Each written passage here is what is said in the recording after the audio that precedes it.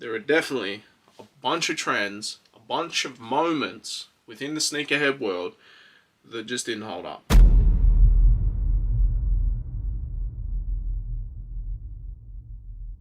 Hey, what up and welcome to another episode of Creased. Now today's episode we're going to do something completely different. Us sneakerheads, we like to think we're on the cutting edge of fashion when it comes to everything sneakers. And back in the day we were on the if you know you know tip, but a lot of the time trends come and go, hit and miss, and when we look back they don't really age that well. We'd like to think we all had retros and all this type of stuff and that's all it was. It's not the case. Before we get started, honourable mention to AM1. They definitely could have been on this list. I've already done a deep dive into AM1. If you really want to get into AM1, there's a great Netflix doco. But these are a bunch of styles, bunch of like sneaker trends and silhouettes that captured the sneaker universe that didn't age that well. But yeah, I still got my AM1s. One of my pairs. These are crusty as, you can probably hear that. But I still played ball in them recently for a video. So the first one is actually a shoe that they've tried to reintroduce, right? It's the Nike Roche, or Roshi, depending on who's saying it. These were very simple. It was at a time where black and white shoes were like the absolute go. There definitely were other colorways that were popular, but the black and white was by far the most popular. I didn't like them at all. I was in retail at the time, we were getting asked for them every second day, and for whatever reason, our account, we could only get them in juniors, we couldn't get them in adults. It was well later before we could get the adult version. But they've actually tried to reintroduce them, and I've mentioned this before that even though I didn't like them, seeing them, there is that little bit of nostalgia from that time. But you got to remember, if you were a kid at that time when they were the most popular thing, this is your nostalgia now. The same way we look at Jordans, we look at Air Max, all that type of stuff. That being said, I'm not sure how well they did because they ended up in outlets. Now at the same time as these taking an absolute chokehold on the sneaker world and outside sneaker world, there was a shoe called the Tangent, which was like a cheaper version, which is ridiculous because these in itself were quite cheap. But for me, I actually didn't mind the Tangent. I thought the Tangent looked better and better on feet. It had a little bit more shape to it than say the Roche did. But again, if you go to the outlets at the moment, I think you can get a pair for like 60, 70 bucks. So as much as at that time, and we got the Tangent in, like where I was working, right? We couldn't get the Roche for a while except for juniors. Juniors were flying off the shelf. Then we get the Tangent in, and because we had them in the adults, the kids wanted that as well, so we had to get that. They flew off the shelf. I tried them on, I feel like I didn't find them comfortable. They were a narrower type fit, no good for me. But the Roshi and the Tangent definitely had a chokehold on the sneaker world at one point in time. Nowadays, not so much. And it's funny because if I look it up, it'd be interesting to see what came out first, whether it's the 350 or the Roche. 2012, I feel like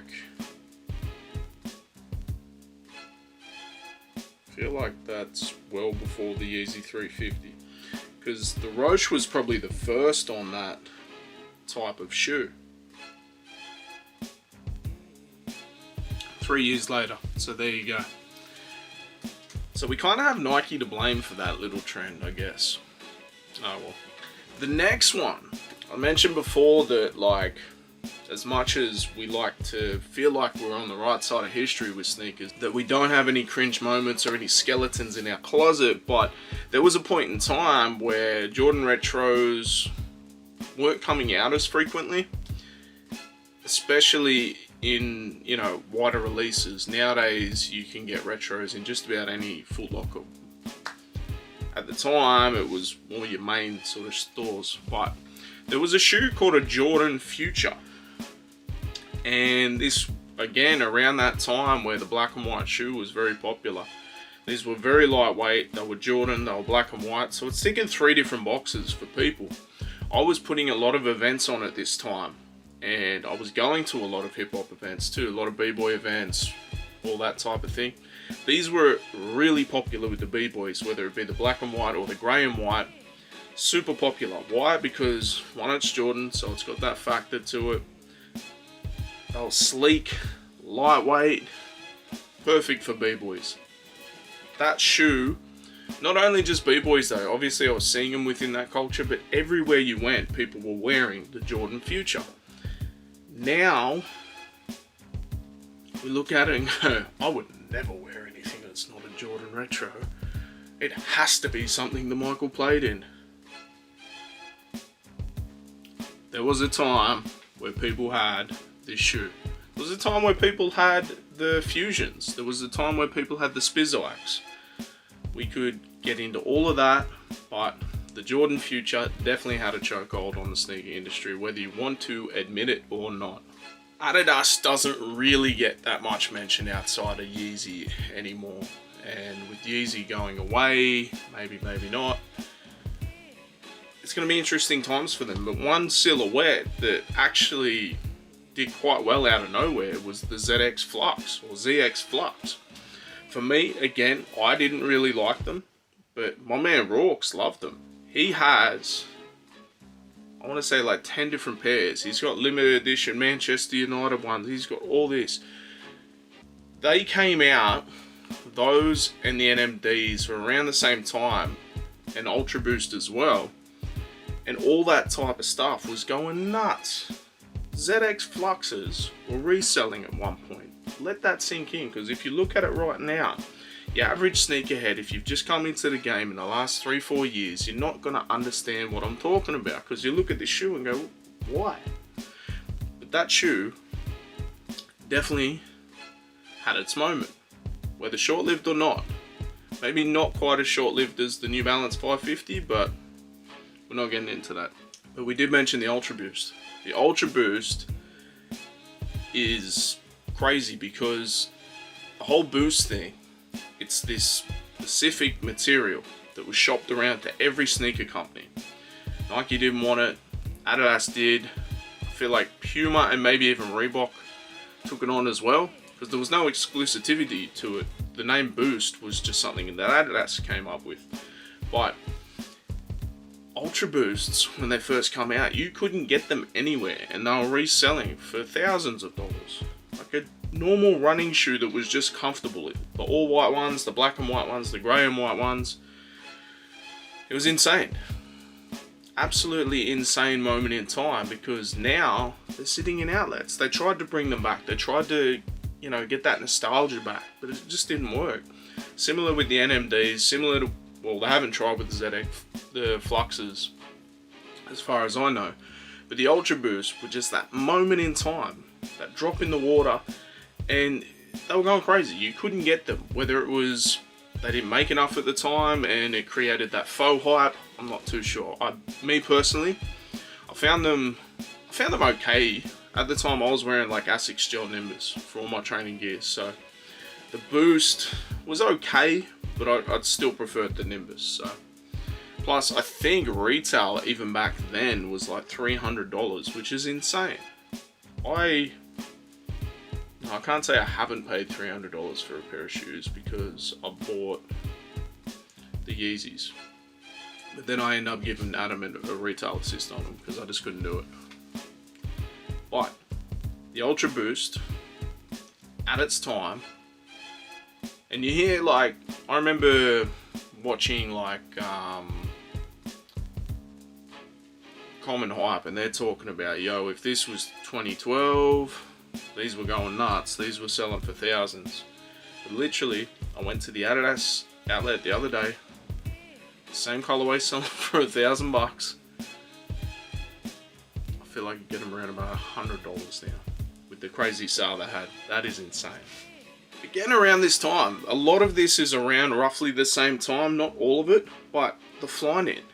Again, one I didn't really understand. I was not a fan of it. The Flyknit was coming out. It was this brand new thing from Nike.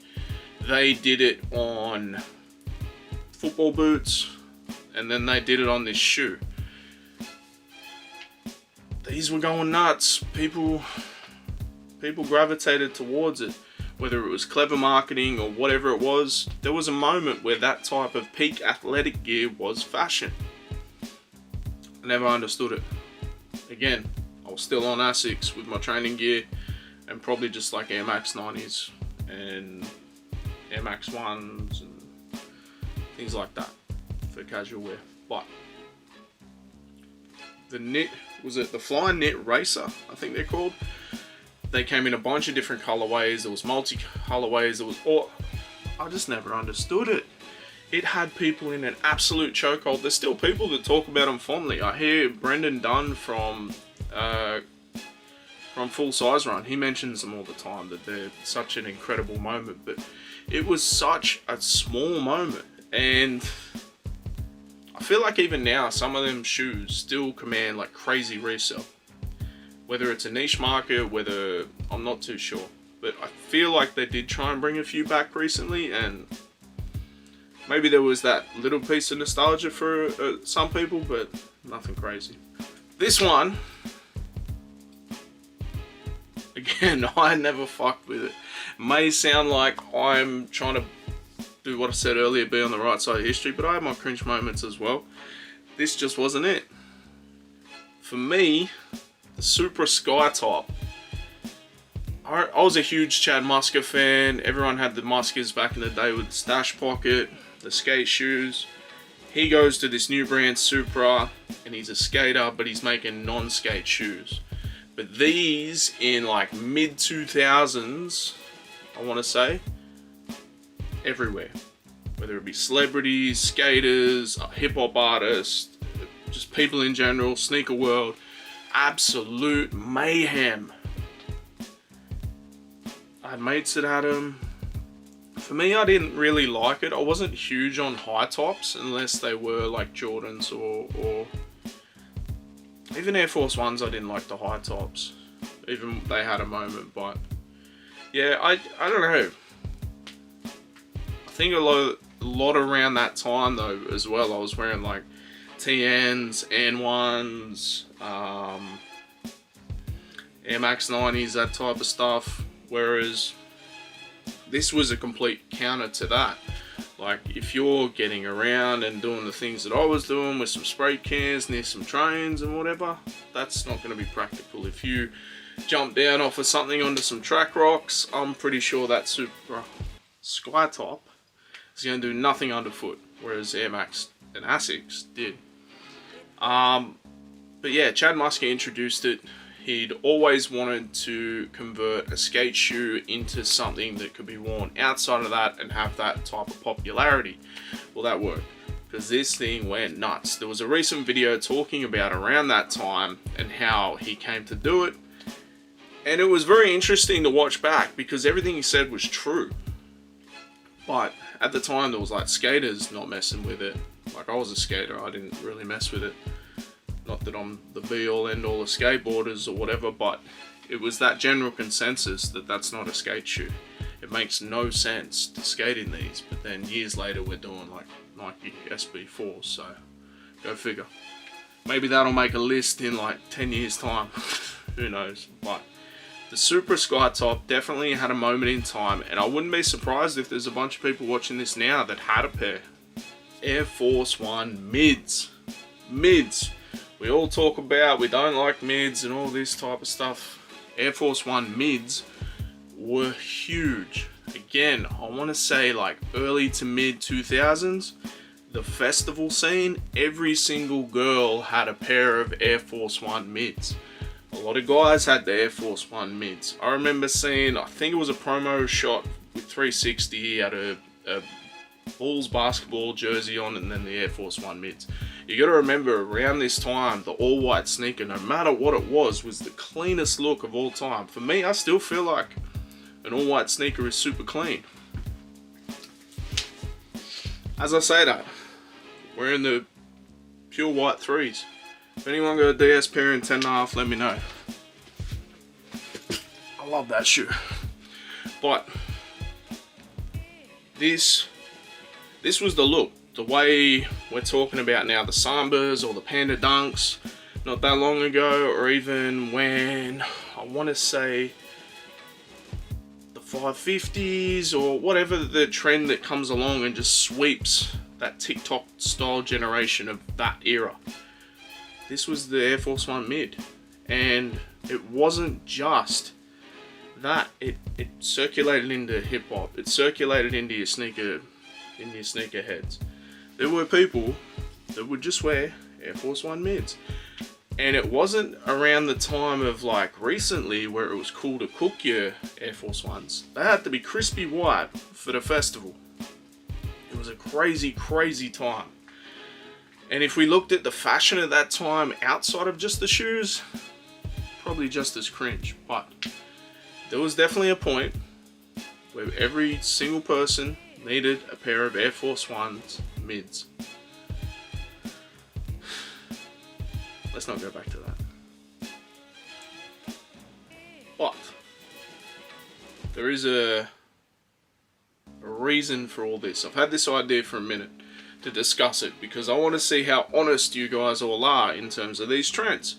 But if we look at the current ASICS hype with the Gel Light 3s, the Gel Light 5s, even the Y2K runners as they're being called, the mesh runners, all that type of stuff, none of that could have happened without ASICS initially stepping into retroing their shoes into casual sneakers. I had a pair of all white Kayanos that weren't posted.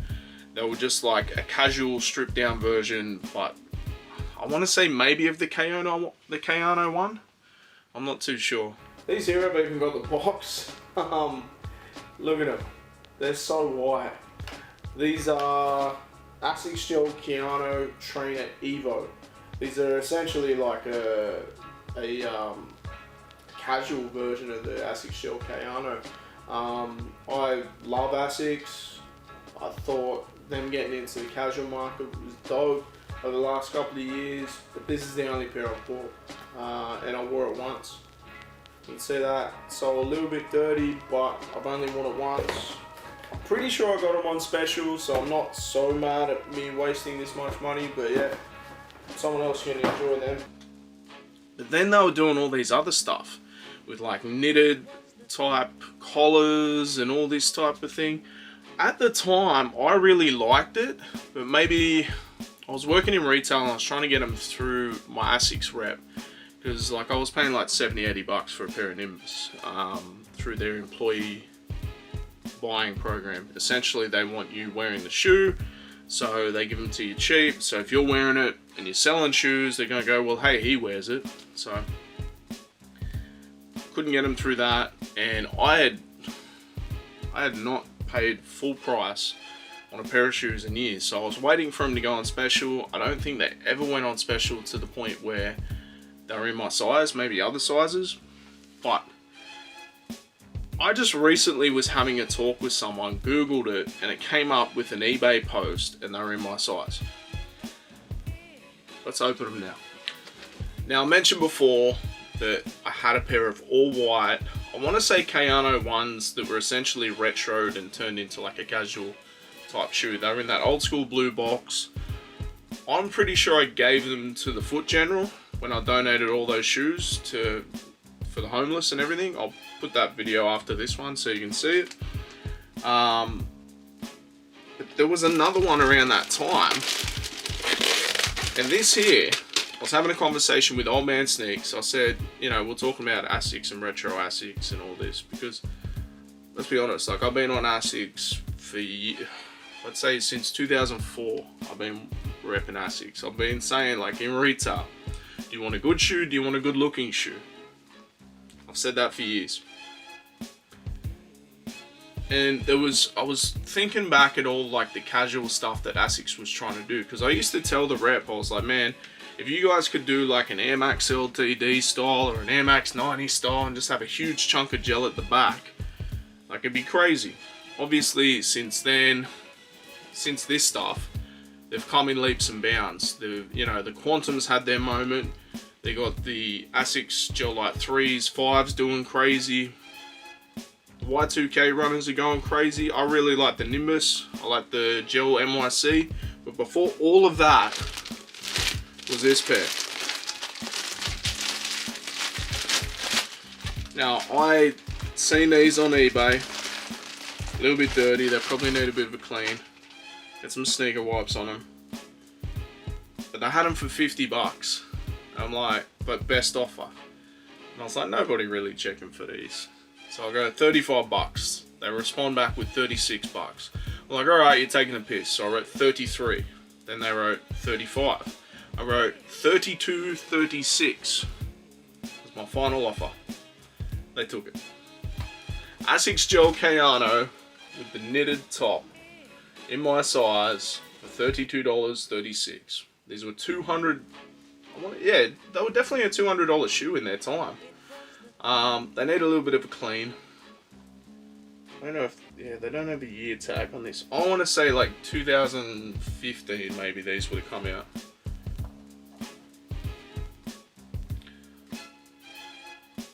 These, they had the Kayano name. Kayano's been one of the most, if not the best running shoe, posted running shoe for years, right? So they had that name. They got a little bit of the style. I want to say it is again like that Kayano 1.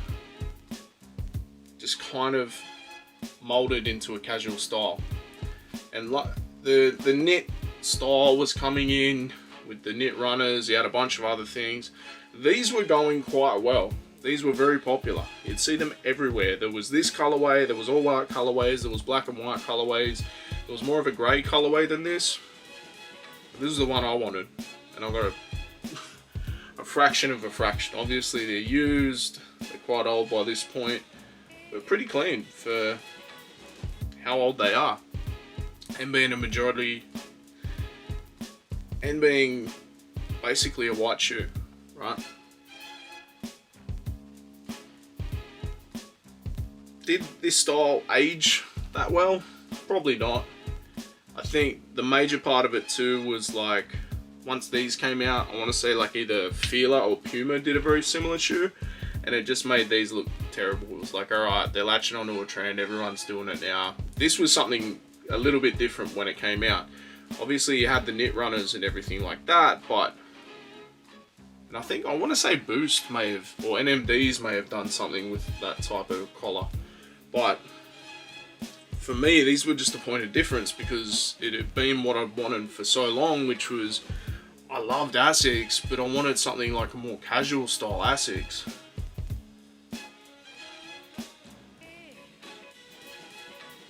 These, for 32 bucks, I'm not mad at it, honestly.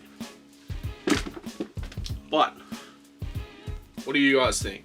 What styles did I miss out on? I was going to say Hyper Dunks.